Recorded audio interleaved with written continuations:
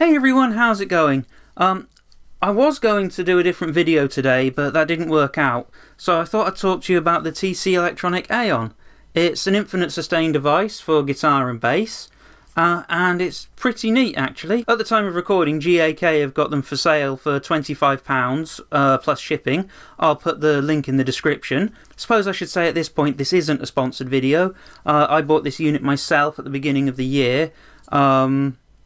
But if TC Electronic do want to send me any goodies to have a look at, I'm sure I can give them a fair appraisal. No? Okay, never mind.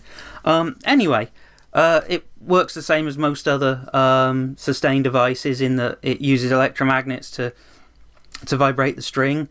You can move it closer to the string or pull it further away for swells and fades. It does actually have a nice little profiled bottom here, so that you can hold it against the strings either side of the one that you're sustaining, and it'll just sort of sit there.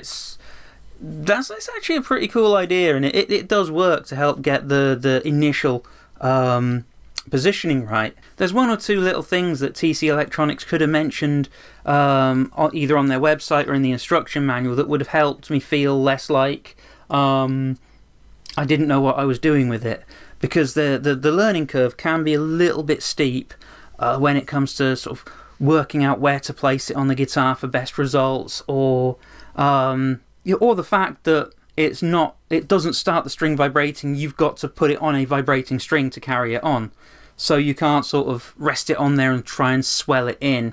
Or certainly I found that I couldn't. I also found that it works much better on heavier gauge strings. It will work on light gauge. I play size 9s, but because there's less material for it to vibrate and work with, there's almost like a little bit of a decay, and then it picks back up as it sort of gets hold of the string, which you don't get on the thicker strings. So it feels almost like there's much more of a swell and a build when you're using it on the lighter gauges. So when you get used to it, you know, it's easy enough to predict how it's going to sound. It's the initial sort of learning curve that can be a bit sort of, not steep, but kind of wobbly and full of plateaus. So I found that to get the best out of this little unit, it's ideal if you run it through, you run your guitar through a whole bunch of effects. So you've already got lots of crazy sounds going on, and then this can just sort of give you big post-rock swells and, you know, long sustained passages with lots of delay, and it's really good for atmospheric textures and you know, almost cinematic heavy music.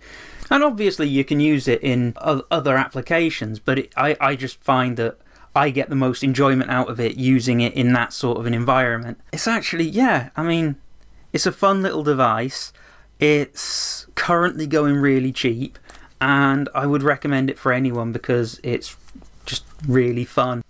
So yeah, all that's left, I guess, is to sort of give you a rough idea of what it sounds like. And as I mentioned before, I'll probably be running it through a whole bunch of pedals and stuff, so that it'll give that weird kind of strange atmosphere sound that it's best suited for.